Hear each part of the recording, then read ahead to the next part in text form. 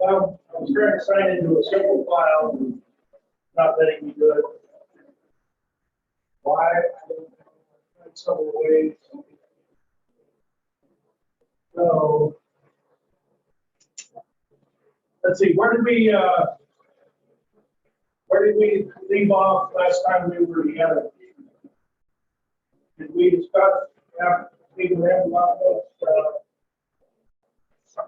triangle of, needs, did we discuss this? Right.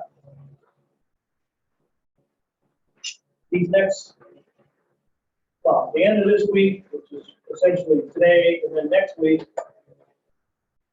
by 38 and 39, we're basically discussing concepts of personality. And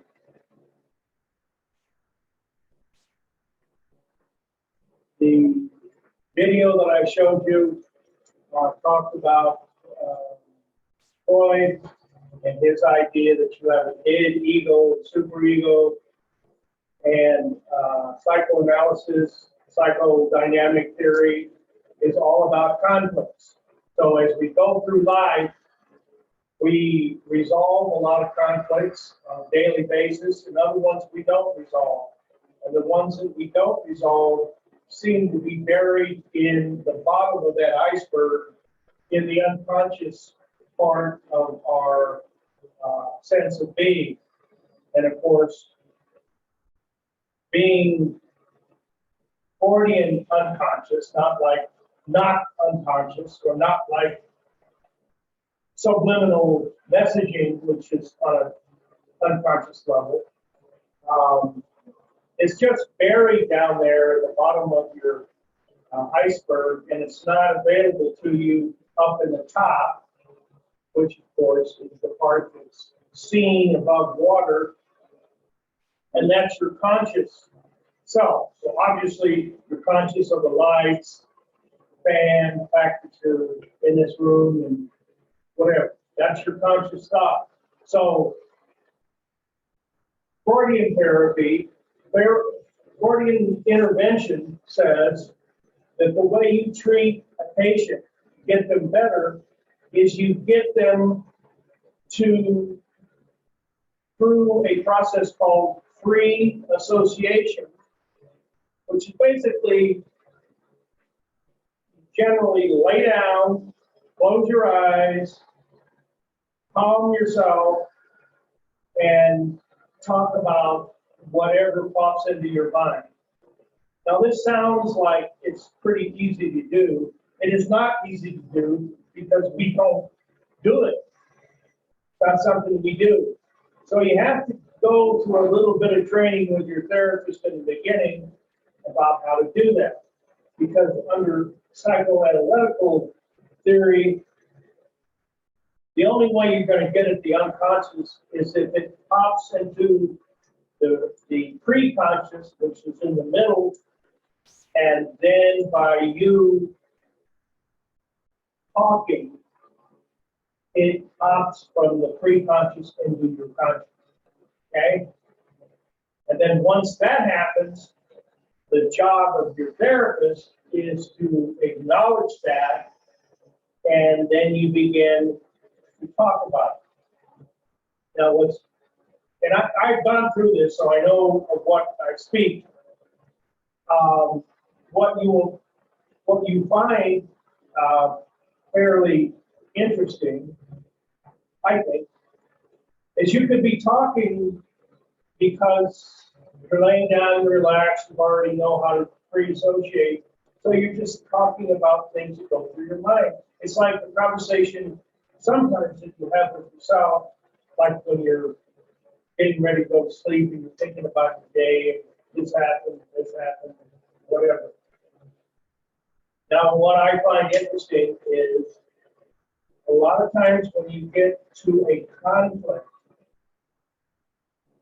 your mind still doesn't want to talk about it. So instead of laying down, pretty much not moving, you'll be talking, and all of a sudden your leg will jerk.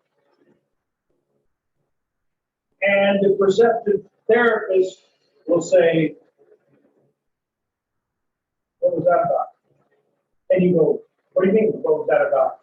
And then you think about the fact that your leg just jerked, and then you think about that, and often you can bring up something that you weren't really consciously aware, literally consciously aware of it. It's there, it's in front of you. The little twitching of your body is like your body resisting that thought to pop up into your heart. And once you do that, you have no idea what it means, but the skilled therapist can speak to you about it and maybe make some suggestions. And as they remember you through your different days of therapy with them, they can see the pattern. You can't see it because it's you. You can't see beyond you. But a third party, like your therapist, can see the continuity of what you're talking about. And let's say you have an issue with female supervisors. And you've noticed, you are consciously aware of this, and sometimes you get into arguments in a work setting or maybe even a classroom setting where a female asks you to do something or tells you to do something, and somehow that ends up being irritating to you or some source of conflict, but you really don't know why.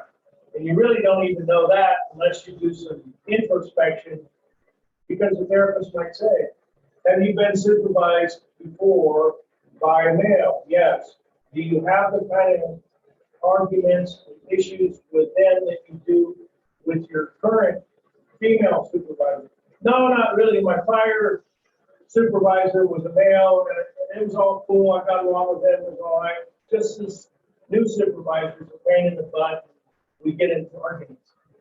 So you take it a little bit deeper than that, and you get an understanding of why you have a problem being supervised by women. And once you get that out in the open, then you can talk about it. Maybe quite often it refers back to something that happened to you in the past and didn't get it resolved.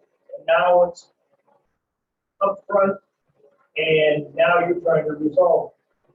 Now, remember we talked in the past about attachment theory, and we looked at Perry Harlow's monkeys, and we talked about, did we talk about the rat research that was done in Canada about attachment? Did we talk about that at all? Taking your mental notes, or we probably did. Okay, there's a study done in Canada, and the researchers were looking at pregnant rats whose babies are called pups, like a dog. I don't know why, but that's what they call them. Baby rats are called pups. And so they looked at these mothers, and they found mothers who were like indifferent to their pups. In other words, the pups are born, the mom just sort of ignores them, doesn't cuddle up with them and lick them and make sure they're all getting fed and all that. They're just indifferent. And there are animals that do that. And then they found rats that are like what we would call normal, which is when the rats are born, they take care of them, they cuddle them, they lick them, and they make sure they're getting fed. So they're really looking at, is this propensity to attach, is it a biological based issue, or is it a social issue. When we look at biopsychosocial, let's see if we can figure that out with these rats. So they took pups from a loving mother, removed them, and gave them to a indifferent mother, and then they took some of the pups that were born to the indifferent mother and gave them to the loving mother, and then they let them live for a while. And then, as all good researchers, they kill them and look at their brain, because they're looking specifically about a portion of the brain, neural pathways that have to do with dealing with stress. Stress is a natural state of affairs in animals and in us as humans. When we get challenged in any way, that's a stressful event. So when you think of stress, most people think that's a bad thing. It's not a bad thing. It's a compelling issue to move you, hopefully, in a positive direction.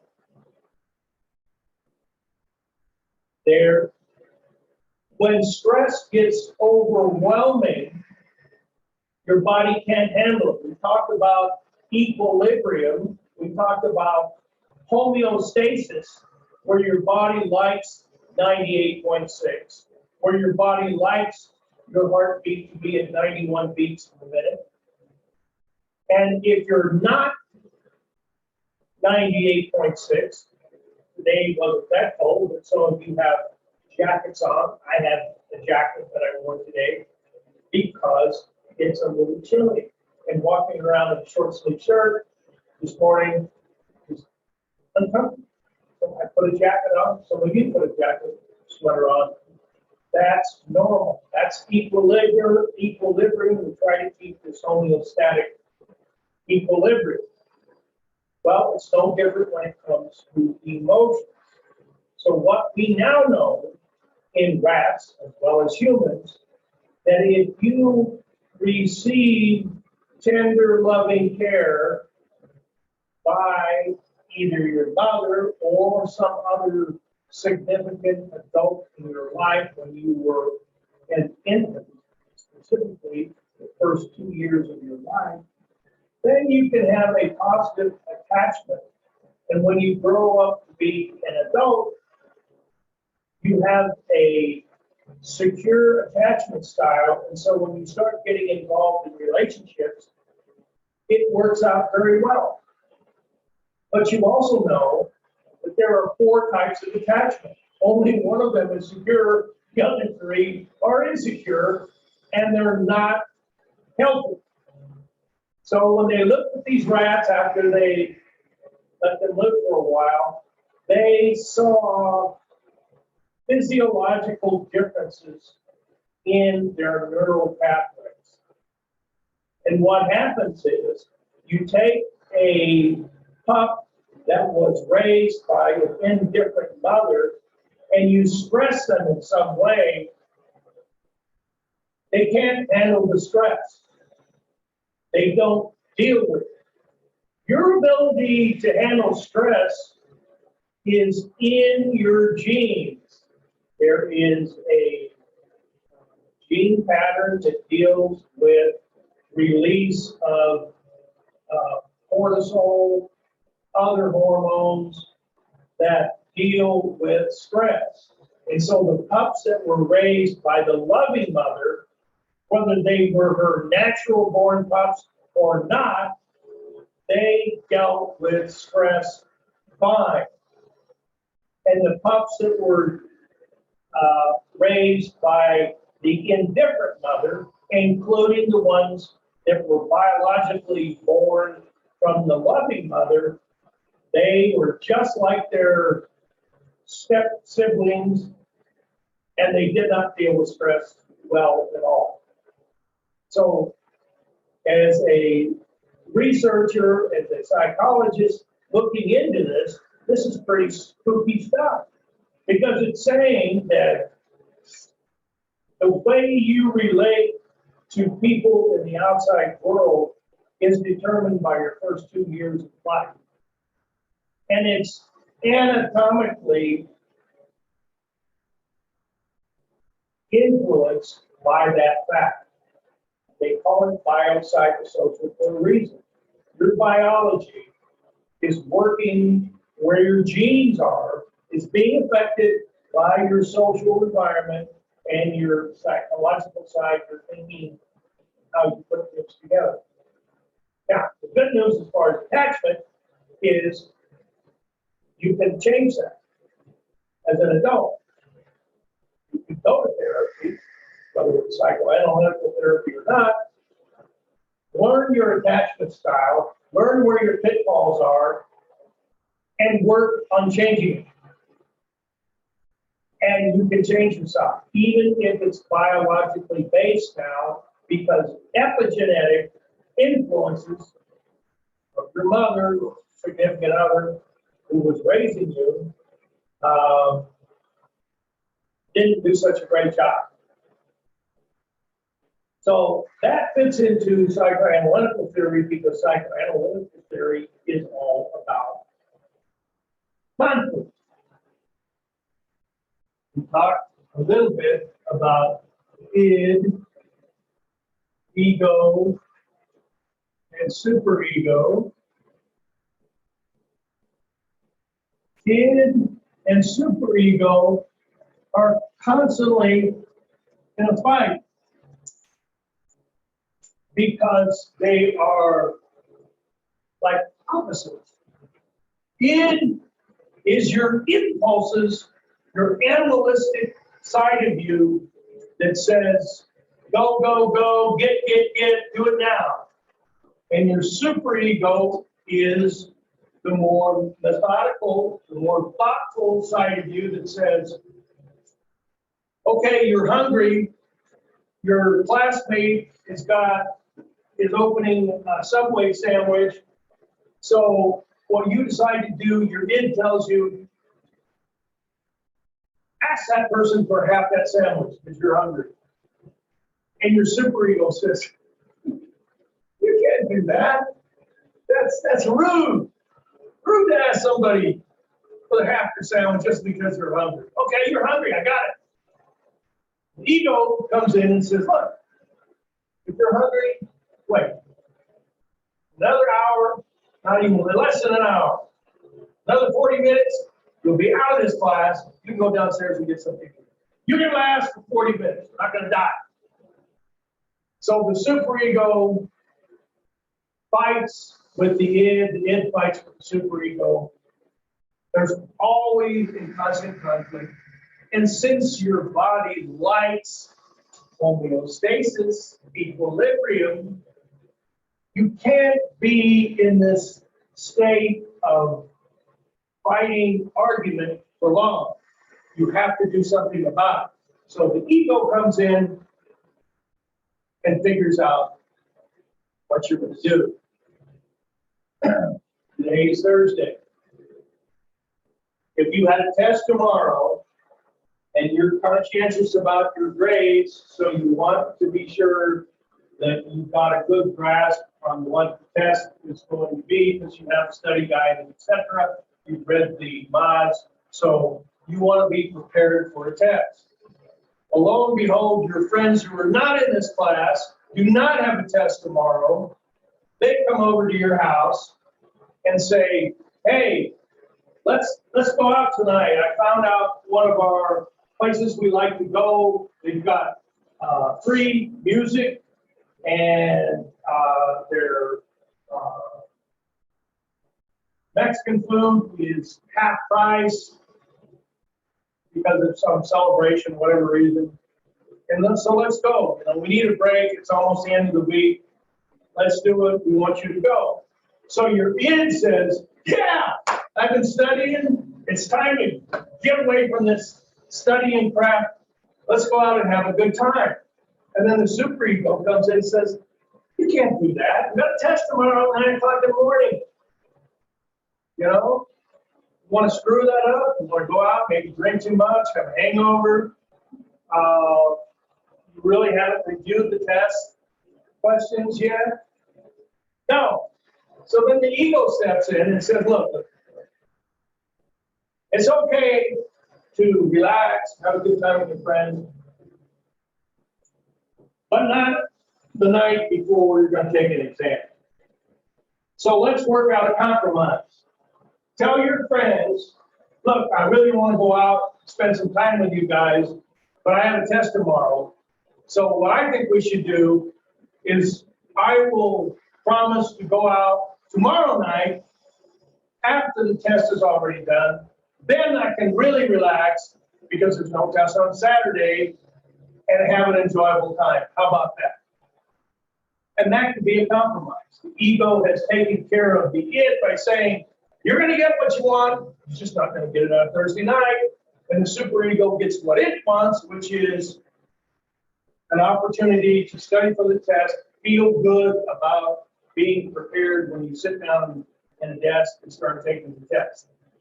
So that's an example. So you have the conflict and then you deal with it. Now, when we have conflicts with supervisors who are of one sex or one race or one age, whatever it is, something about them that sort of triggers us into an unpleasant situation. We go into therapy and we find out that we've got some unresolved problems, either because of our parents that were in our lifestyle, some other family member, or somebody in our social sphere that we could not resolve. Did we talk about defense mechanisms yet?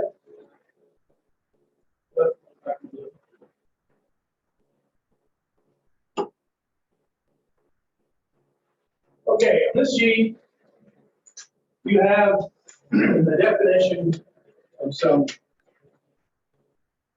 defense mechanisms. What is a defense mechanism under Freudian psychology? It is an action taken to avoid feeling pain and anxiety in our present day consciousness.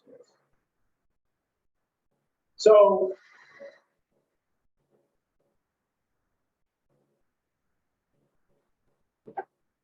one of the common ones, the first one mentioned on here is repression.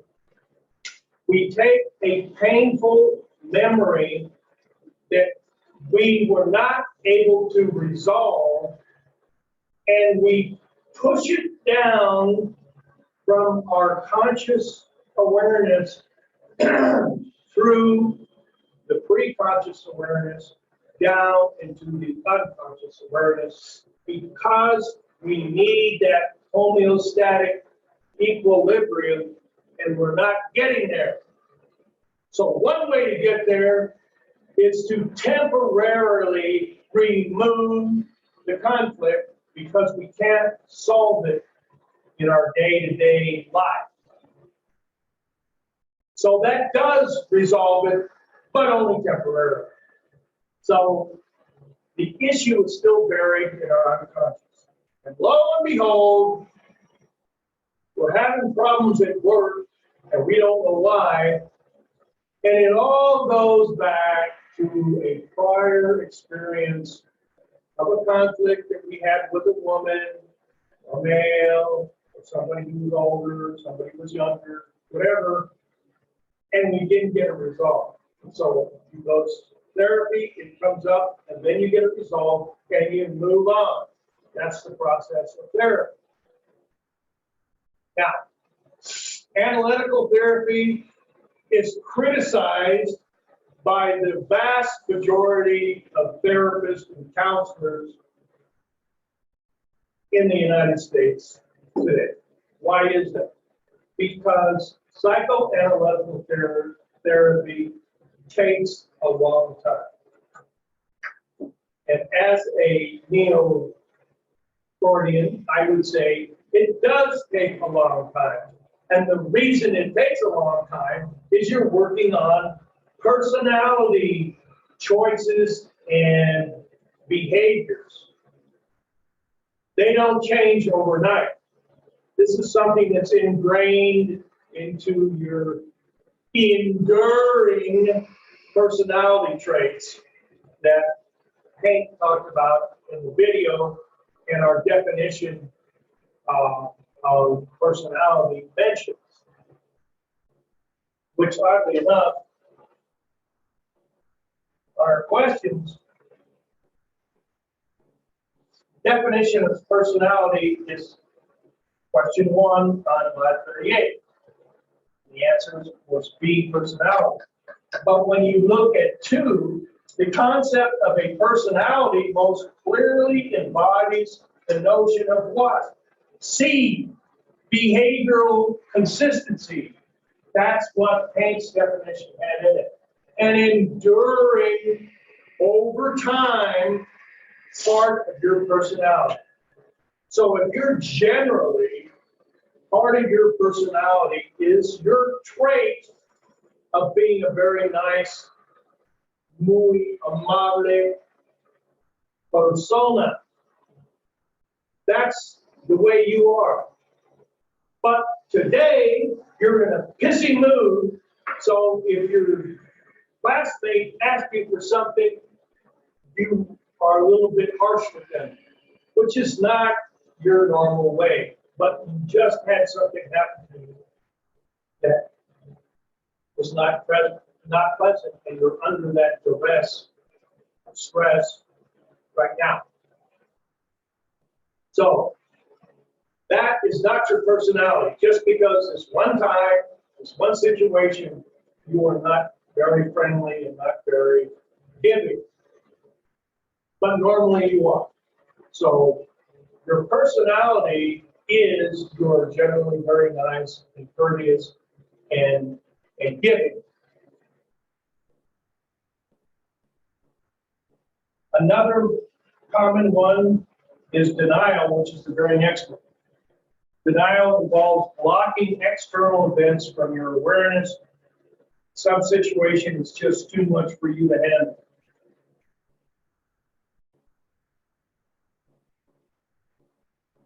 Unfortunately, if something traumatic has occurred to you, somebody assaulted you, and it was a horrible experience, and you were so overwhelmed at the time that your brain really couldn't process what was going on. So you just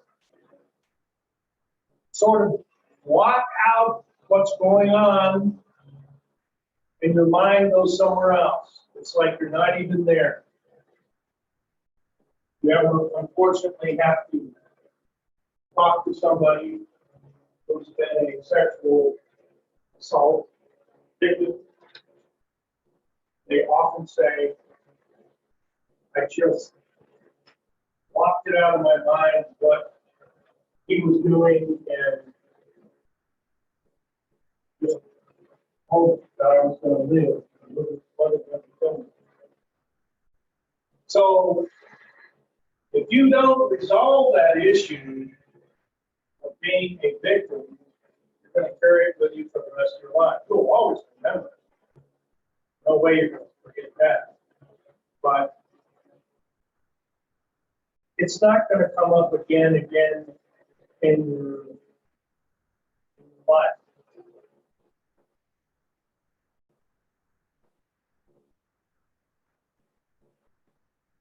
You probably heard that some women who are physically abused in a relationship, they stay in the relationship, or when they successfully get out of the relationship and 6 months later they're dating someone else, that person ends up abusing them as well. And you say to yourself, this is your sister or somebody that you know, you say to yourself, why does she always pick the wrong guy to go out with? Not every guy is abusive to their girlfriend or mate, why does she seem to end up with people that seem like they're a good guy and then get into a relationship and find out they're being abusive as well? I don't understand that. Why does that happen? Well, I can tell you one of the reasons it happens is because of your lifestyle and what you've gotten used to. Let's say it's the very beginning of your relationship, where you're just beginning to date. And you're driving in the car, you're the passenger, and your new boyfriend is driving, and you're on your phone. And he's talking, and he's driving, and he's watching, and he's driving, and he's talking to you, and you are on your phone. And so you don't answer him because he asked you something. So he turns to look at you, and you're on your phone, and he blasts you. Why are you talking on the phone when I'm talking to you? Don't you know how rude that is? You know.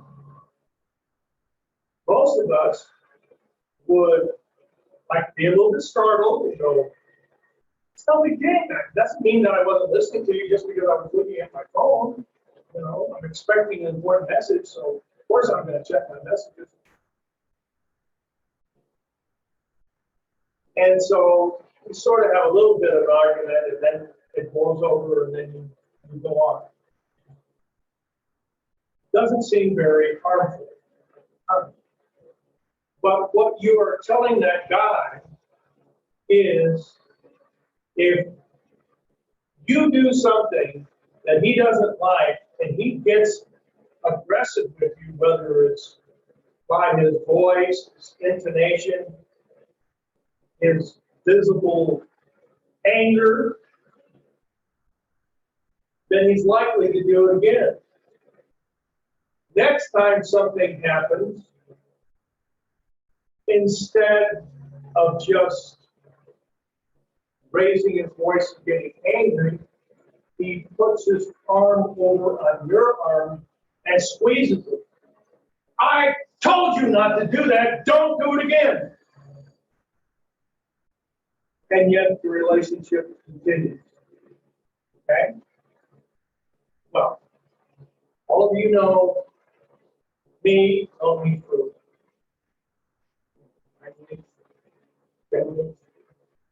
You know I modulate my voice in class. I do that for emphasis. It's a natural part of me. And some people think I'm just loud and obnoxious, which might be true. But I do raise my voice, especially when I get emotional. Whether it's emotional good feeling or emotional bad feeling. So I had this relatively new relationship a long time ago. And it was a woman who was very smart. And we got into a discussion, and I raised my voice. I didn't threaten. I wasn't feeling angry. I just raised my voice. So after that happened, not that moment, but maybe a day or two later, she says to me, you know, I almost stopped going out with you when we had that discussion on Tuesday night. Really? Why?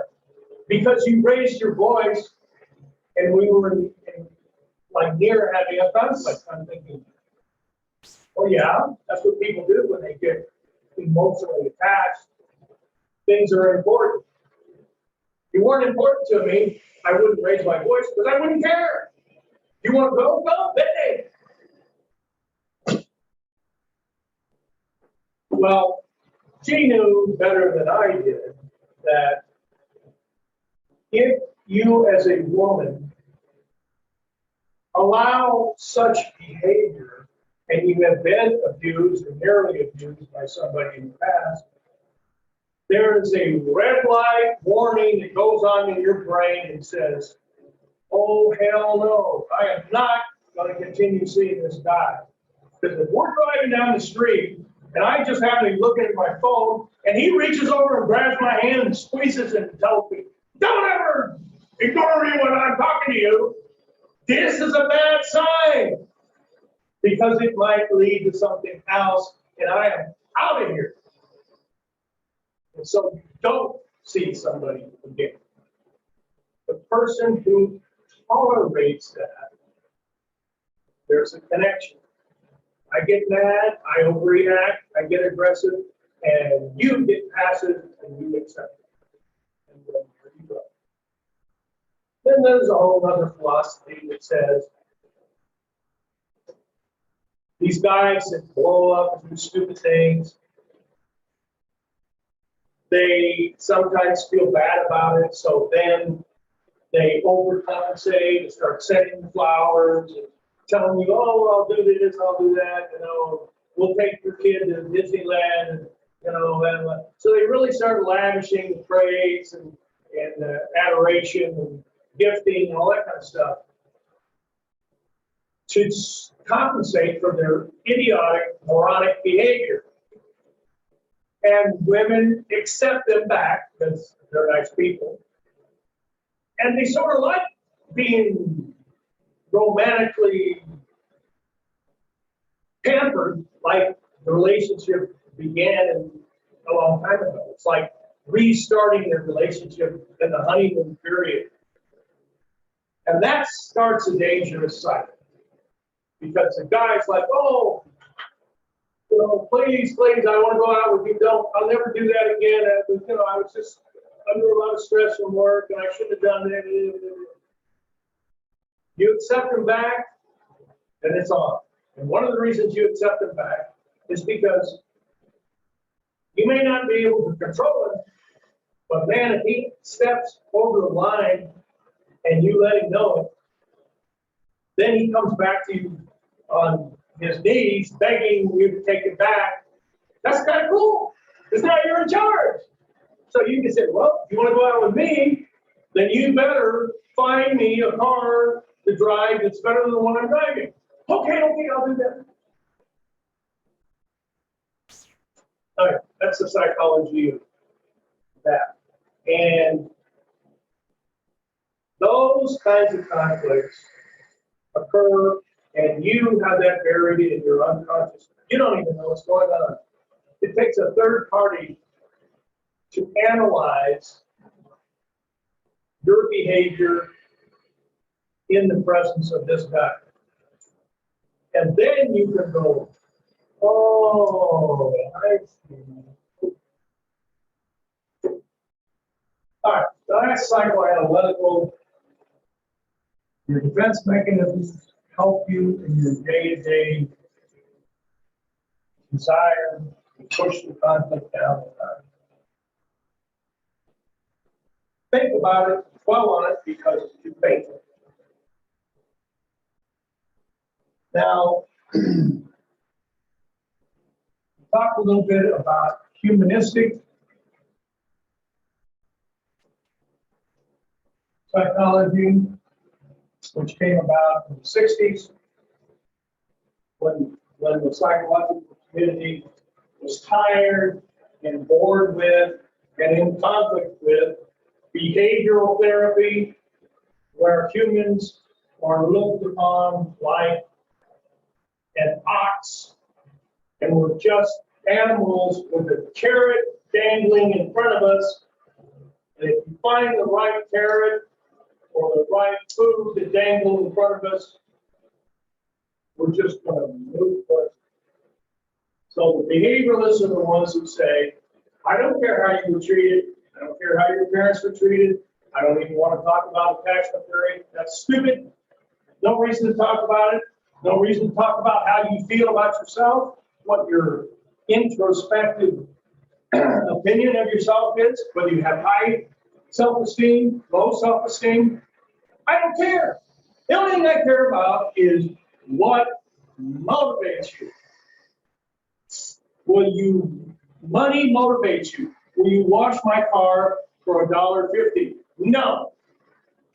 If I pay you $50, Will you wash my car? Yes. So that's all I need to know. What are your reinforcers? And what are your punishers? And once I know that, I can turn you into whatever I want to turn you into. John Watson said, give me 100 babies, and I can turn them into anything. I can turn them into firefighters. I can turn them into teachers. I can turn them into garbage collectors. I can turn them into nurses, doctors, whatever. Because I will diagnose where their reinforcers are, and then I will get them to do things that will lay the foundation for them becoming a good garbage collector or a good teacher, a good accountant, wherever. So the humanist movement in the 60s said, that's crazy. We're not robots, garbage in, garbage out, hanging the dangling carrot from the ox, and they move in the direction that the carrot is, thinking they're going to get there. So this concept of humanism came in. And what is the basic theory of humanism? That you are a good person with good attributes, the ability to get along with fellow humans. You are if you're a religious person, you are a child of God, and the only reason you are doing dysfunctional things in your daily life is because you haven't received enough acceptance, enough positive regard for who you are as a person. So if I'm a humanistic Gaucherian psychologist and you're a juvenile delinquent that I'm seeing in therapy, my goal is to have you understand that you are loved, you are a lovable, loving, worthy person, but the fact that you're out stealing cars and robbing houses is just because you haven't had enough understanding and respect and TLC, and we can talk about that in therapy, then we can get you to a place where you stop making bad decisions about yourself. So humanistic psychologists believe in self-help. They believe that people are basically decent, and if you show them the unconditional positive regard, is the word that Carl Rogers used, unconditional positive regard. What does that mean? Well, unconditional means there's no conditions. I respect you. I respect you as a child of God. I respect you as a person who has all this potential to be a good person. Even though you're in juvenile jail for all the stupid things that you've done, doesn't mean that I should just reject you because you've been arrested and put into a juvenile jail. I overcome my prejudice for saying you are a criminal now, you will always be a criminal, there's no hope for you. One of these days, maybe soon, you'll be put in prison for a long time because you're going to change.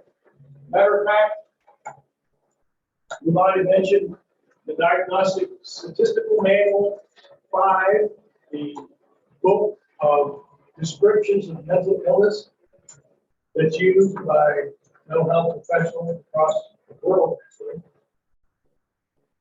We as psychologists are not allowed to diagnose an adolescent as a psychopath.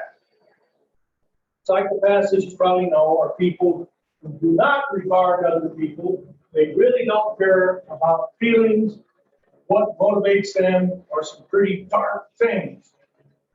And so if you've got a juvenile, and I have one right in front of me, in therapy, in a juvenile jail, and his buddy said, we're having a little conversation. Johnny, I think you would kill your grandma for $5. Johnny said, yeah, I guess you're right. And at the time, I was a young therapist, and I thought, this is false prerogative. This is them trying to, they both happen to be black. This is them trying to play games with the new white boy therapist, psychologist for the juvenile court. But as I thought about it, I thought, these guys are psychopaths, both of them. They don't have any regard for human feelings. But one was saying the other, and a lot of people in the black community have a very, just like the Hispanic community, have a very high regard for their grandparents and their parents. It's always, you insult somebody's mom, and it leads to a fight. Almost any culture. You insult somebody's mother, and it's on. So basically what the one guy was telling the other one is you don't have any respect for anybody. And if you could steal money from your grandmother, you would. Without a doubt, without a moment of hesitation, which is, of course, classic psychopathic thinking. Well, I like to say that I was doing group therapy with two guys. I raised their self-esteem up so much during my little therapy session that as soon as they got done with me, we're in a locked facility, which I don't have a key because I'm an outside person. I'm a psychologist coming to see them. Ring the intercom to say, okay, therapy is done, you can come pick them up. So somebody comes with the key, come in, they open the door of the, actually it wasn't classroom, the classroom that I was doing this in, they shut the door, it's automatically locked, and as soon as that door gets closed, these two guys jump on top of the juvenile corrections officer and take their keys. I can't do anything. I'm blocked in a room that I don't have a key to. So the only thing I can do is get on the intercom and tell them that these guys are attempting to escape. So by the time the people came from the other side, because they have to go through all these doors, these boys had run down the hallway, went into the gym, exited out the gym door into the back, which is an open area. There's a 10-foot wall. How they scaled the wall, I have no idea. Both of them escaped. Right after my therapy session. So you can imagine how I felt about it. That's why I use a little bit of it. That's my defense mechanism here. Rationalization. Yeah. Put on there.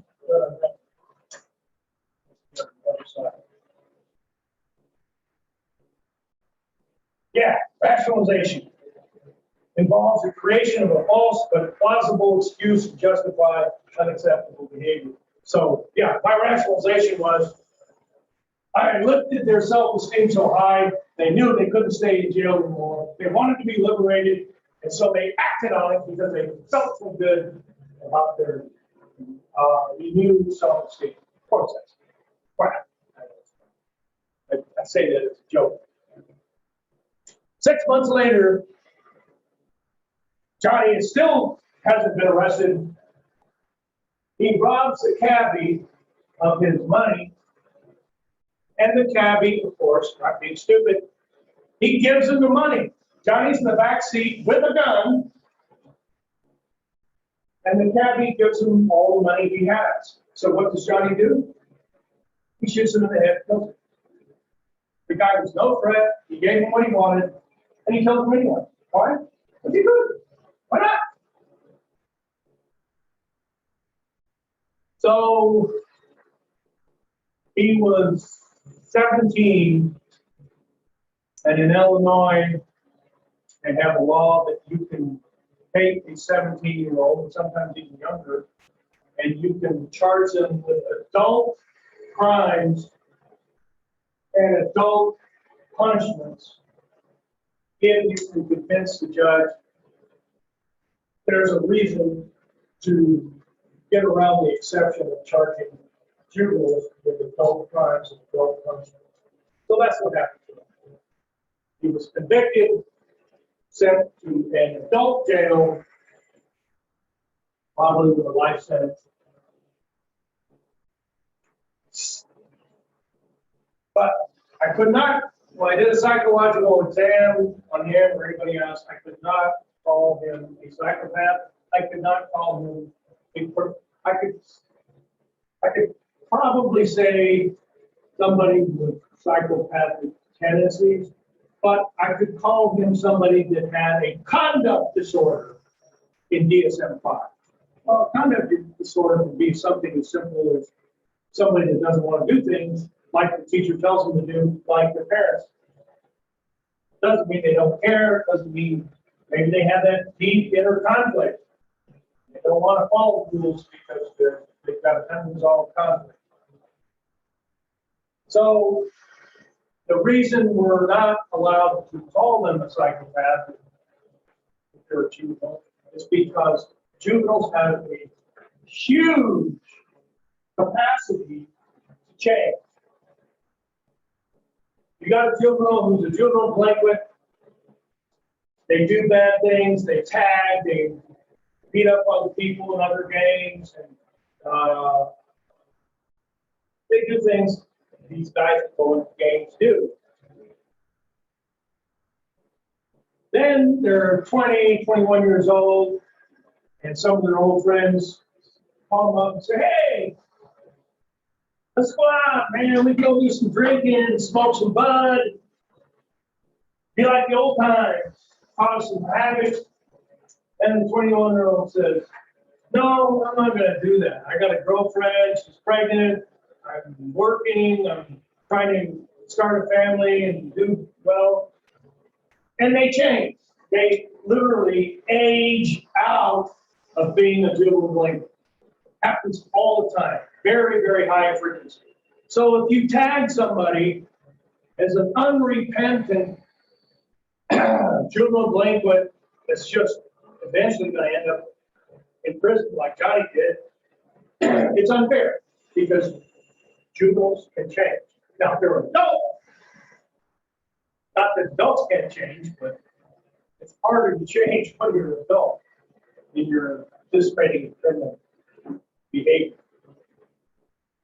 So, humanistic psychologists say, well, there's a chance, we're basically all good. Children of a higher being, there's hope for everybody, no matter how bad they are. And criticism of humanists, of course, is they don't want to admit the obvious, which is there's a small portion of people who are evil, whether they're evil because they were biologically destined to be evil, or whether they were built to be evil because of their experiences as a child and maybe their genetic predisposition. Humanistic psychologists can't really explain that. So just like there's weaknesses in the psychoanalytical approach, there are weaknesses in the humanistic approach as well. All right. Well, we're running short on time, so let me finish out today with answering. It's allergy time. I can tell. Answering any questions you have at this point on Lot 38.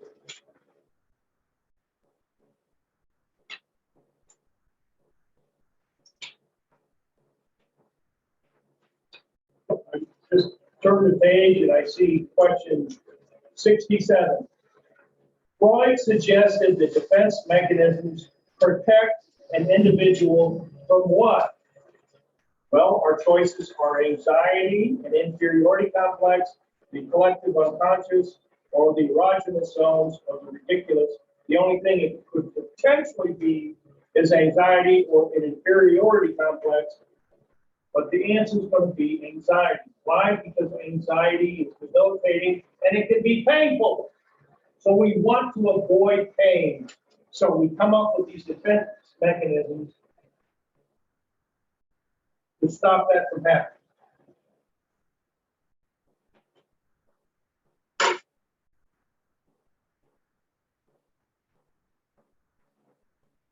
It's like 68. According to Freud, defense mechanisms are used by the ego to prevent threatening impulses or painful impulses from being consciously recognized.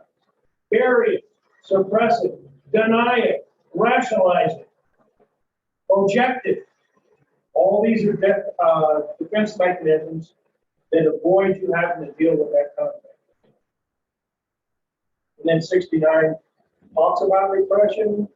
70 talks about repression. 71, 72. They all talk about repression.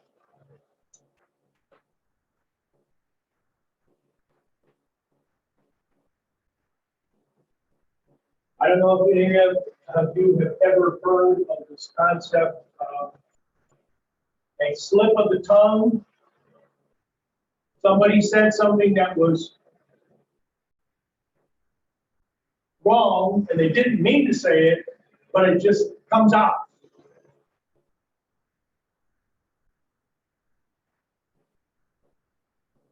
I have a beautiful video. Maybe I'll post it on Blackboard since we don't have time to see it today. It's a video of a governor's race in South Carolina between a male candidate and a female candidate. And he's at a fundraiser outside and he's talking about his opponent. And he means to say one thing, but what he actually says is another thing. And his opponent is Nikki Haley, who is a woman of Indian descent, and she was the present governor of South Carolina, and he was running against her. There was vicious rumors.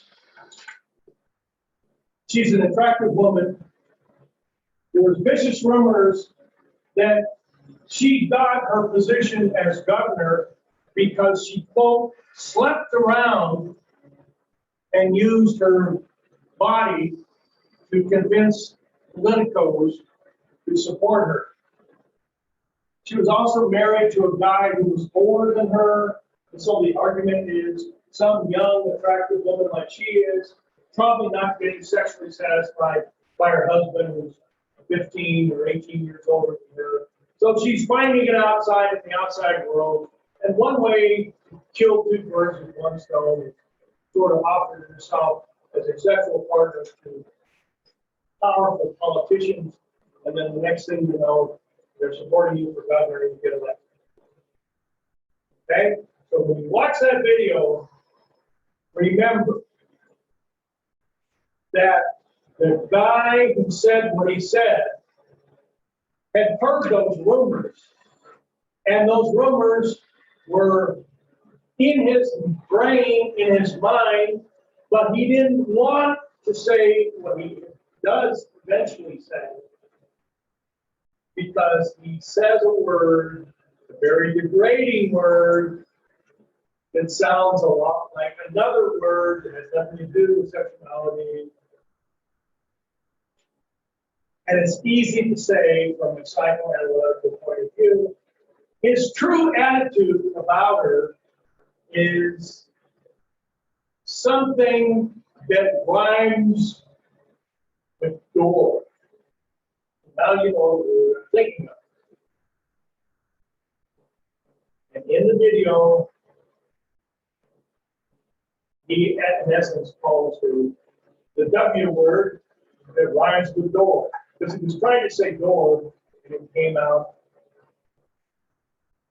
another way. When it does, he realizes it, and he starts laughing about it. Ha!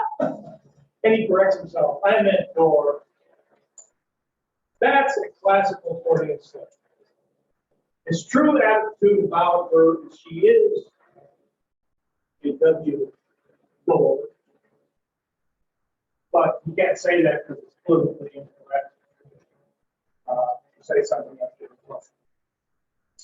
All right. Next week, 39. Talk a little bit about the NPI. As always, if you have questions, you can email and then. But otherwise, next week, we'll get through 39, answer whatever questions you have on 38 and 39. Take an exam next weekend. All right? Thanks for showing up. Be careful. Things are getting cold out there. No.